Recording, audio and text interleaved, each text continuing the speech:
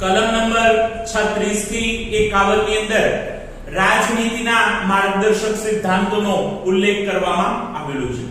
દરેક રાજ્યએ પોતાના રાજ્યને કલ્યાણકારી રાજ્ય બનાવવાનું છે અને આ કલ્યાણકારી રાજ્યનું દાયિત્વ નિભાવવા માટે દરેક રાજકારણીએ કયા કયા કાર્યો કરવાના છે, એમને કઈ કઈ જવાબદારી નિભાવવાની છે એ અંગેનું માર્ગદર્શન એ રાજનીતિના માર્ગદર્શક સિદ્ધાંતોની અંદર આપવામાં આવેલું છે. તો આજે આપણે રાજનીતિના માર્ગદર્શક સિદ્ધાંતો છે એની વાત કરીશું.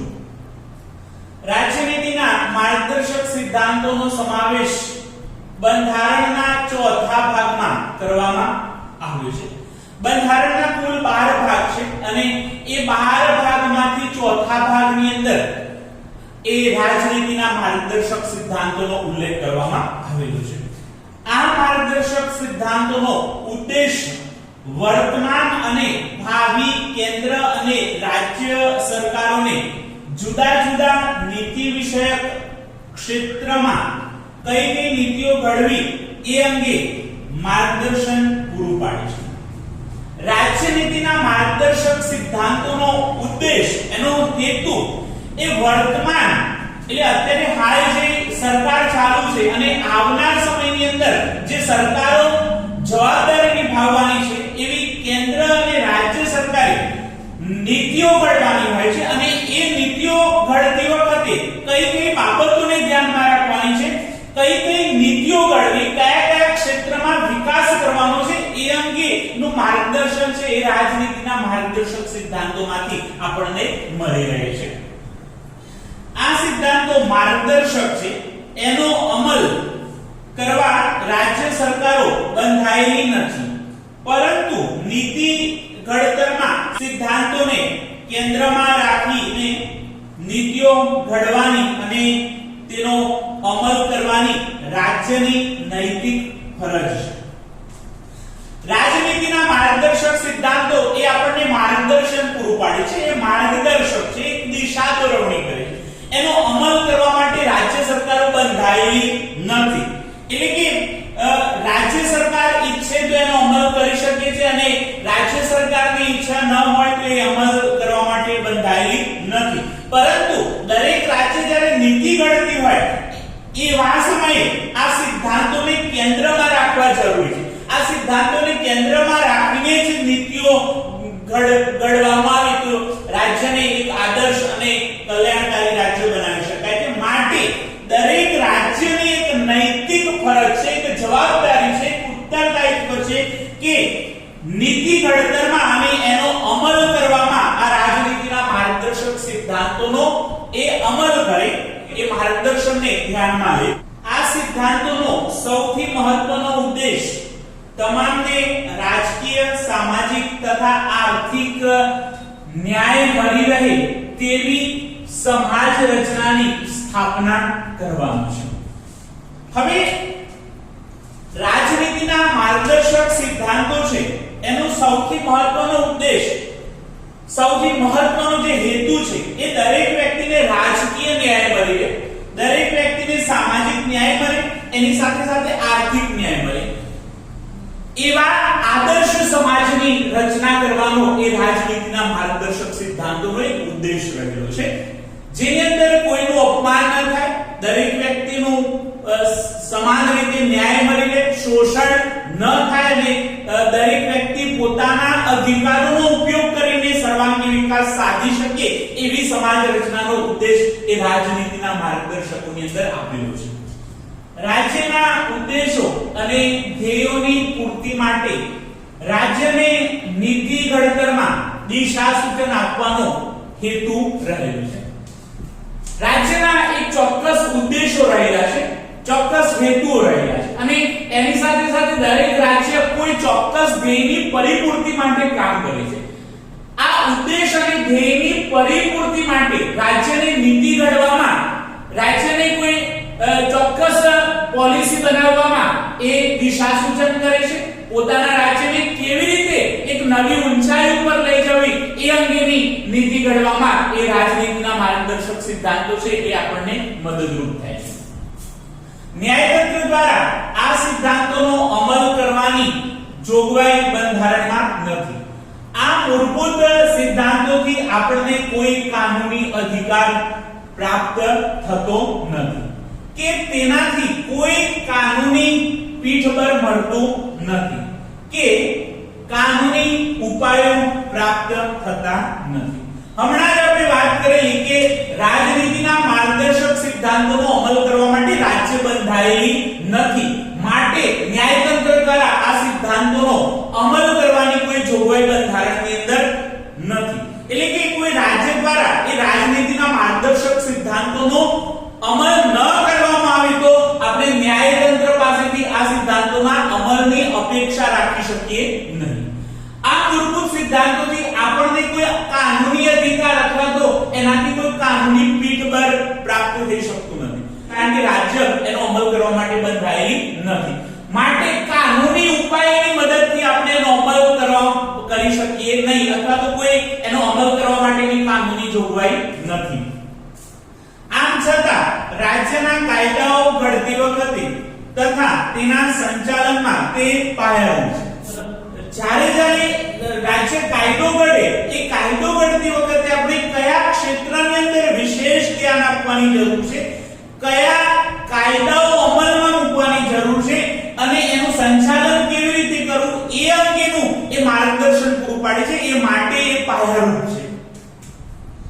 કેટલાક હકોનો બંધારણમાં મૂળભૂત હકો તરીકે સમાવેશ કરવામાં આવ્યો છે જે તત્કાળ આપી શકાય તેવા હતા, પરંતુ બીજા ઘણા હકોનો સમાવેશ રાજનીતિના માર્ગદર્શક સિદ્ધાંતોમાં થયો છે. હવે જ્યારે આપણા દેશની અંદર મૂળભૂત હકોની વાત આવી ત્યારે જે હકોનો અમલ થઈ શકે એવું હતું, તત્કાળ એ સમયે આપી શકાય એવા હકો હતા, એ બંધારણના મૂળભૂત હકોની અંદર સામેલ કરવામાં આવેલા છે. પરંતુ આપણા જે બંધારણના ઘડવૈયાઓ હતા એમને એવું લાગતું હતું કે હજુ ઘણા હકો આપણે આપણા દેશના નાગરિકોને આપવાની જરૂર છે, પરંતુ એ સમયે આપણે એવી સ્થિતિ ન હતી, એ સમયે આપણે એવા મજબૂત ન હતા, માટે એ હકો એ સમયે આપણે નાગરિકોને આપી શકીએ એમ ન હતા. એટલે બાકીના ઘણા ખરા હકો છે એ રાજનીતિના માર્ગદર્શક સિદ્ધાંતોની અંદર એનો સમાવેશ કરવામાં આવેલો છે.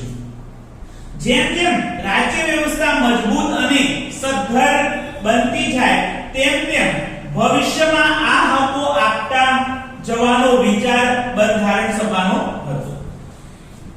એ વખતે આપણી રાજ્ય વ્યવસ્થા નબળી હતી. જ્યારે રાજ્ય વ્યવસ્થા મજબૂત બને, સદ્ધર બને અને દેશ સારી રીતે વિકાસ સાધી શકે એવા સમયે ભવિષ્યની અંદર રાજનીતિના માર્ગદર્શક સિદ્ધાંતોની અંદર જે હકોનો સમાવેશ કરવામાં આવ્યો છે એ મૂળભૂત હકો એ બંધારણની અંદર સમાવવાના રહેશે એવો આશય, એવો વિચાર એ બંધારણ સભાનો હતો. ડોક્ટર બાબા સાહેબ આંબેડકરે તેનું મહત્વ દર્શાવતા તેને દેશના શાસનના પાયારૂપ સિદ્ધાંતો છે તેવું જણાવ્યું.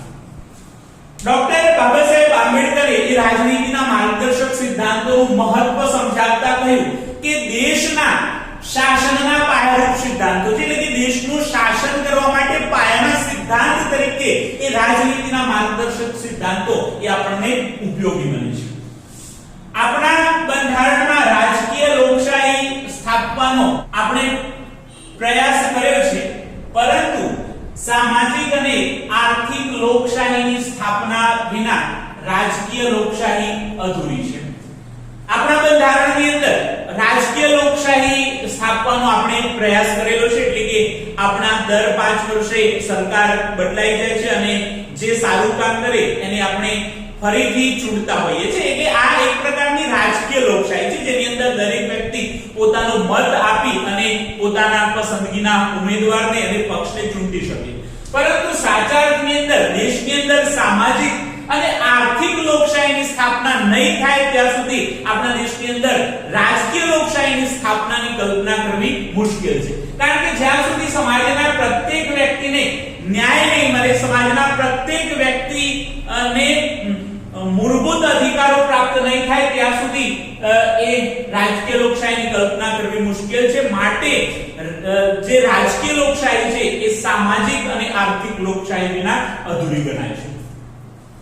આર્થિક નીતિઓના સંદર્ભમાં જે સિદ્ધાંતો આપવામાં આવેલા છે એની આપણે વાત કરીએ તો આર્થિક નીતિઓના ઘડતરમાં ઘણા મહત્વના સિદ્ધાંતોનો સમાવેશ કરવામાં આવ્યો છે જે નીચે પ્રમાણે છે.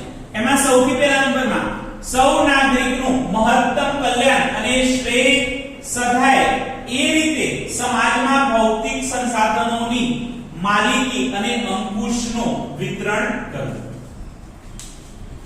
સમાજની જે ભૌતિક સંપત્તિ છે, ભૌતિક સંસાધનો છે, એ સંસાધનોનું વિતરણ એવી રીતે કરવું કે જેનાથી મહત્તમ લોકોનું કલ્યાણ સધાય, મહત્તમ લોકોનો એનો લાભ મળે. દેશના અંતિમ વિસ્તાર સુધી જે સંસાધનો છે એ સંસાધનો પહોંચે અને લાભ થાય એ રીતે એનું વિતરણ કરવું જેનાથી દેશનો સર્વાંગી વિકાસ થઈ શકે. સંપત્તિ અને ઉત્પાદનના સાધનોનું કોઈ ચોક્કસ સમૂહ કે વર્ગમાં કેન્દ્રીકરણ ન થાય એવી વ્યવસ્થા રચવા રાજ્ય પ્રયાસ કરશે. જે સંપત્તિ છે દેશની અને એની સાથે સાથે ઉત્પાદનના જે ચાર સાધનો છે જમીન, મૂડી, શ્રમ અને નિયોજન, આ ચાર સાધનો કોઈ ચોક્કસ સમૂહ અથવા તો વર્ગની અંદર કેન્દ્રિત ન થાય, એટલે કે રાજ્યની સંપત્તિનું કેન્દ્રીકરણ ના થાય, અમુક વ્યક્તિઓના હાથમાં ન આવી જાય એવા પ્રયાસો રાજ્ય કરશે. આનાથી ગરીબ બનતો જાય છે અને અમીર બનતો જાય છે. પરિણામે વર્ગ વિગ્રહ ઉભો થતો હોય છે. એટલે આવું વર્ગ વિગ્રહ ન થાય એ જોવાની જવાબદારી એ રાજ્યની રહેશે. દરેક જે સંપત્તિ છે એનો દરેકને લાભ થાય, દરેકના હિસ્સામાં સરખા પ્રમાણમાં એનું વિતરણ થાય એવા પ્રયાસો કરવાના રહેશે. પુરુષો અને સ્ત્રીઓને સમાન કામ માટે સમાન વેતન મળે એવા રાજ્ય પ્રયાસ કરશે. સ્ત્રી અને પુરુષો વચ્ચે ભેદભાવ ન થાય. પુરુષોને જે કામ માટે જેટલું વેતન મળે છે એ જ કામ સ્ત્રીઓ કરે તો એમને પણ એટલું જ વેતન મળે, એટલે કે સમાન કામ માટે સમાન વેતન મળે. સ્ત્રી અને પુરુષોને વચ્ચે કોઈ ભેદભાવ ન થાય એવા રાજ્યએ પ્રયાસ કરવાના રહેશે. કામના સ્થળે તમામ કામદારોનું આરોગ્ય જળવાઈ રહે તેવી માનવીય પરિસ્થિતિનું સર્જન કરવું. ઉદ્યોગોની અંદર ખાસ કરીને કામકાજના સ્થળે કામદારોનું આરોગ્ય સચવાઈ રહે, કામદારોનું સ્વાસ્થ્ય જળવાઈ રહે એનું ધ્યાન રાખવાનું રહેશે. અને જે કામદારો છે એમના જે સ્વાસ્થ્યને લગતા હિતો છે એ જાળવી અને માનવીય પરિસ્થિતિનું નિર્માણ કરવાનું છે. માનવ સ્વસ્થ રહે, તંદુરસ્ત રહે, સલામત રહે એવું વાતાવરણ ઊભું કરવાની જવાબદારી એ રાજ્યની રહેશે. સ્ત્રી, પુરુષો અને બાળકોનું આર્થિક મજબૂરીના કારણે આરોગ્ય કથરે એવા કામ ધંધા કે બિન આરોગ્યપ્રદ સ્થળોએ જોખમી કાર્યો કરવા ન પડે. સ્ત્રી, પુરુષો અને બાળકોની કોઈ આર્થિક મજબૂરી હોય અને આવી આર્થિક મજબૂરીના કારણે એનું આરોગ્ય કથરે, એમની તંદુરસ્તીને નુકસાન થાય એવા કામ ધંધા અથવા બિન આરોગ્યપ્રદ સ્થળોએ એમને જોખમી કાર્યો ન કરવા પડે એવી સ્થિતિનું નિર્માણ કરવાની જવાબદારી એ રાજ્યની છે.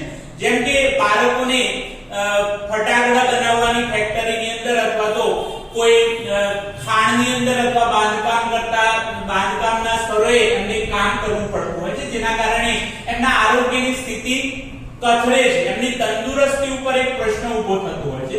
એટલે બાળકો, સ્ત્રીઓ અને પુરુષોનું આર્થિક મજબૂરીના કારણે કોઈ પણ જગ્યાએ શોષણ ન થાય, એમના આરોગ્યને નુકસાન ન થાય એ તકેદારી રાખવાની રહેશે. ઔદ્યોગિક એકમોના સંચાલનમાં કામદારોની સહભાગીદારી માટે રાજ્ય પ્રયાસ કરશે. જે ઔદ્યોગિક સંકુલ છે અથવા ઔદ્યોગિક એકમો છે એના સંચાલનમાં કામદારોની સહભાગીદારી વધારવી જોઈએ. કારણ કે જેટલા કામદારોને વધુ સામેલ કરીશું એટલા કામદારો ઉત્સાહ સાથે કામ કરી શકશે અને જવાબદારી સાથે એ પોતાની ભૂમિકા ભજવી શકશે. બાળકોનું આર્થિક લાચારીના કારણે કોઈ પણ પ્રકારે શોષણ ન થાય તથા તે સ્વસ્થ અને સ્વતંત્ર રીતે ગૌરવપ્રદ સ્થિતિમાં તંદુરસ્ત વિકાસ સાથે તે માટે જરૂરી તકો અને સવલતો ઊભી કરવા માટે રાજ્ય પ્રયાસ કરશે. બાળકોનું આર્થિક લાચારીના કારણે શોષણ ન થાય, એમને શારીરિક અને માનસિક રીતે ન શોષાવવું પડે, તે સ્વસ્થ અને સ્વતંત્ર રીતે ગૌરવપ્રદ સ્થિતિમાં તંદુરસ્ત વિકાસ સાધી શકે, પોતાના બાળપણને સારી રીતે માણી શકે અને શિક્ષણ દ્વારા પોતાના વ્યક્તિત્વનો વિકાસ સાધી શકે એ માટે જરૂરી તકો અને સુવિધાઓ પૂરી પાડવાનો રાજ્યએ પ્રયાસ કરવાનો રહેશે, જેનાથી બાળક એ પોતાનો સર્વાંગી વિકાસ સાધી શકે. સ્ત્રીઓને પ્રસૂતિ સમયે રજાઓ તથા રાહત પૂરી પાડવામાં આવે. કામદાર વીમા ધારો, બોનસ ધારો, પ્રસૂતિ રજા ધારો, ગ્રેજ્યુઇટી ધારો વગેરે કાયદાઓ માનવીય ધોરણે મળે તેવા ઉદ્દેશથી ઘડવામાં આવેલા છે. સ્ત્રીઓને પ્રસૂતિ સમયે રજાઓ મળે અને સાથે સાથે એમને રાહત પૂરી પાડવાની રહેશે. સરકારે કામદાર વીમા ધારો, બોનસ ધારો, પ્રસૂતિ રજા ધારો અને ગ્રેજ્યુઇટી ધારો અમલમાં મૂકેલો છે, જે માનવીય ધોરણે મળે એવા ઉદ્દેશ સાથે આ કાયદાઓ બનાવવામાં આવેલા છે અને દરેક માણસનો આ હક છે માટે એમને સરળતાથી મળી રહે એવા પ્રયાસો રાજ્યએ કરવાના રહેશે. કૃષિ અને પશુપાલનનો આધુનિક અને વૈજ્ઞાનિક ધોરણે વિકાસ થાય તેવી વ્યવસ્થા કરવાનો રાજ્ય પ્રયાસ કરશે. ગાયો, વાછરડા અને અન્ય દુધાળા પ્રાણીઓ, ભારવાહક ઢોરોની ઓલાદોની જાળવણી માટે તથા બળદ, ગધેડા અને ગાયોની કતલ અટકાવવાના પ્રયાસો કરશે. આપણો દેશ એક કૃષિ પ્રધાન દેશ છે અને અહીં કૃષિની સાથે સાથે પશુપાલનનો પણ વ્યવસાય કરતા લોકોની સંખ્યા વધુ છે. માટે ખેતી અને પશુપાલનનો આધુનિક અને વૈજ્ઞાનિક ઢબે વિકાસ થાય એવા પ્રયાસો રાજ્યએ કરવાના રહેશે, જેનાથી ખેડૂતોને ઓછી મહેનત દ્વારા વધુમાં વધુ ઉત્પાદન હાંસલ થઈ શકે. ગાયો, વાછરડાઓ અને દૂધ આપતા જે પ્રાણીઓ છે એની સાથે સાથે ભારવાહક જે ઢોરો છે એમની ઓલાદોની જાળવણી કરવા માટે પ્રયાસ કરવાના રહેશે. ગાય, બળદ અને ગધેડાની કતલ ન થાય અને એ પ્રજાતિનું સંરક્ષણ થાય એવા પ્રયાસો પણ રાજ્યએ કરવાના રહેશે. રાજ્યમાં સૌને ન્યાયની સમાન તક મળે. આર્થિક કે અસમર્થતાઓના કારણે કોઈ પણ જરૂરતમંદ નાગરિકને ન્યાય મેળવવા માટેની તકોનો ઇનકાર કરવામાં નહીં આવે તથા તેઓને મફત કાનૂની સેવાઓ મળી રહે તેવો રાજ્ય પ્રબંધ કરે અને કાયદો ઘડશે. રાજ્યમાં વસવાટ કરતા પ્રત્યેક વ્યક્તિને કોઈ પણ પ્રકારના ભેદભાવ વગર સમાન તક મળે, સમાન ન્યાય મળે. આર્થિક કે અસમર્થતાઓના કારણે કોઈ પણ જરૂરતમંદ નાગરિકને ન્યાય મેળવવા માટેની તકોનો ઇનકાર કરવામાં ન આવે. ઘણા વ્યક્તિઓ એવા હોય કે જે આર્થિક મજબૂરીના કારણે ન્યાય મેળવવાથી વંચિત રહી જતા હોય છે, તો આવા જરૂરતમંદ નાગરિકોને ન્યાયથી વંચિત રાખી શકાશે નહીં. એમના માટે મફત કાનૂની સેવાઓ મળી રહે તેઓ રાજ્ય પ્રબંધ કરે એવી વ્યવસ્થા કરે અને એ માટેના કાયદાઓ ઘડશે, જેનાથી ગરીબ વ્યક્તિ એ પોતાના ન્યાયથી, પોતાના અધિકારથી, પોતાના હકથી વંચિત ન રહી શકે. તો આપણે આ રાજનીતિના માર્ગદર્શક સિદ્ધાંતોની વાત કરેલી. રાજનીતિના માર્ગદર્શક સિદ્ધાંતો નો સમાવેશ એ બંધારણના ચોથા ભાગની અંદર કરવામાં આવ્યો છે. આ માર્ગદર્શક સિદ્ધાંતોનો ઉદ્દેશ વર્તમાન અને ભાવિ કેન્દ્ર અને રાજ્ય સરકારોને જુદા જુદા નીતિ વિષયક ક્ષેત્રમાં કઈ નીતિઓ ઘડવી એ અંગે એક માર્ગદર્શન પૂરું પાડે છે. આ માર્ગદર્શક સિદ્ધાંત છે એનો અમલ કરવા માટે રાજ્ય બંધાયેલી નથી, પરંતુ જ્યારે નીતિઓ ઘડવામાં આવે ત્યારે આ સિદ્ધાંતોને કેન્દ્રમાં રાખી અને નીતિઓ ઘડવામાં આવે અને એનો અમલ કરવો એ રાજ્યની એક નૈતિક ફરજ છે. આ સિદ્ધાંતોનો સૌથી મહત્વનો ઉદ્દેશ તમામને રાજકીય, સામાજિક અને આર્થિક ન્યાય મળી રહે એવી સમાજ રચના સ્થાપવાનો ઉદ્દેશ રહેલો છે.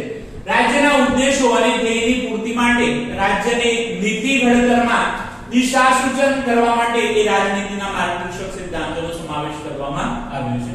ન્યાયતંત્ર દ્વારા આ સિદ્ધાંતોનો અમલ કરવા માટેની કોઈ જોગવાઈ બંધારણની અંદર નથી.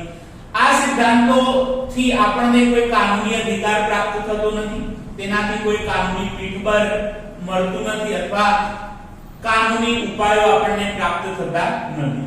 આમ છતાં રાજ્ય કાયદો ઘડતી વખતે અને એના સંચાલનની અંદર આ પાયારૂપ સિદ્ધાંત ગણાય છે. કેટલાક હકોનો બંધારણમાં મૂળભૂત હક તરીકે સમાવેશ કરવામાં આવ્યો છે જે તત્કાળ એ સમયે આપી શકાય એમ હતા, પરંતુ બીજા ઘણા એવા હકો હતા કે એ સમયે આપી શકાય એમ ન હતા, માટે એ હકોને રાજનીતિના માર્ગદર્શક સિદ્ધાંતોની અંદર સમાવેશ કરવામાં આવ્યો છે. જેમ જેમ રાજ્ય વ્યવસ્થા એ મજબૂત બનતી જશે, સદ્ધર બનતી જશે, એમ ભવિષ્યમાં આ હકો આપતા જવાનો વિચાર એ બંધારણ સભાનો હતો.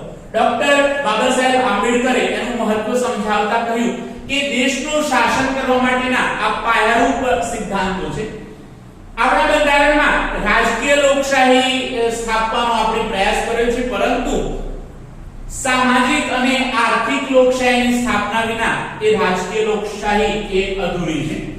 આર્થિક નીતિઓના સંદર્ભમાં જે સિદ્ધાંતો છે એની આપણે વાત કરીએ. એમાં સૌથી પહેલા નંબરમાં સૌ નાગરિકોનું મહત્તમ કલ્યાણ અને શ્રેય થાય એ રીતે સમાજના ભૌતિક સંસાધનોની માલિકી અને અંકુશનું વિતરણ કરવું. સંપત્તિ અને ઉત્પાદનના સાધનો કોઈ ચોક્કસ સમૂહ કે વર્ગમાં કેન્દ્રિત ન થાય એ વ્યવસ્થા રચવા રાજ્ય પ્રયાસ કરશે. પુરુષ અને સ્ત્રીઓને સમાન કામ માટે સમાન વેતન મળે એવી વ્યવસ્થા રાજ્યએ કરવાની રહેશે અને કામના સ્તરે તમામ જે કામદારો છે એમનું આરોગ્ય જળવાઈ રહે એવી માનવીય પરિસ્થિતિનું સર્જન કરવાનું રહેશે. સ્ત્રી, પુરુષો અને બાળકોનું આર્થિક મજબૂરીના કારણે આરોગ્ય કથરે એવા કામ ધંધામાં કે બિન આરોગ્યપ્રદ સ્થળોએ જોખમી કાર્યો ન કરવા પડે એનું ધ્યાન રાખવું. ઔદ્યોગિક એકમોના સંચાલનમાં કામદારોની સહભાગીદારી માટે રાજ્ય પ્રયાસ કરે. બાળકોનું આર્થિક લાચારીના કારણે કોઈ પણ પ્રકારે શોષણ ન થાય તથા સ્વસ્થ અને સ્વતંત્ર રીતે ગૌરવપ્રદ સ્થિતિમાં તંદુરસ્ત વિકાસ સાથે તે માટે જરૂરી તકો અને સવલતો ઊભી કરવા માટે રાજ્ય પ્રયાસ કરશે. સ્ત્રીઓને પ્રસૂતિ સમયે રજાઓ તથા રાહત પૂરી પાડવામાં આવે. કામદાર વીમા ધારો, બોનસ ધારો, પ્રસૂતિ રજા ધારો અને ગ્રેચ્યુઇટી ધારો વગેરે કાયદાઓ માનવીય ધોરણે મળે તેવા ઉદ્દેશથી ઘડવામાં આવેલા છે. કૃષિ અને પશુપાલનનો આધુનિક અને વૈજ્ઞાનિક ઢબે વિકાસ થાય તેવા પ્રયાસો કરવાના રહેશે. ગાયો, વાછરડાઓ અને અન્ય દૂધ આપતા પ્રાણીઓ, બાળવાહક ઢોરોની ઓલાદો જાળવવા માટે તથા બળદ, ગધેડા અને ગાયોની કતલ અટકાવવા માટેના પ્રયાસો રાજ્ય કરશે. રાજ્યમાં સૌને ન્યાયની સમાન તક મળે. આર્થિક કે અસમર્થતાના કારણે કોઈ પણ જરૂરતમંદ નાગરિકને ન્યાય મેળવવા માટેની જે તકો છે એનો ઇનકાર કરવામાં ન આવે તે માટે મફત કાનૂની સેવાઓ મળી રહે એવો રાજ્ય પ્રબંધ કરશે અને એ માટેના રાજ્ય કાયદા ઘડશે.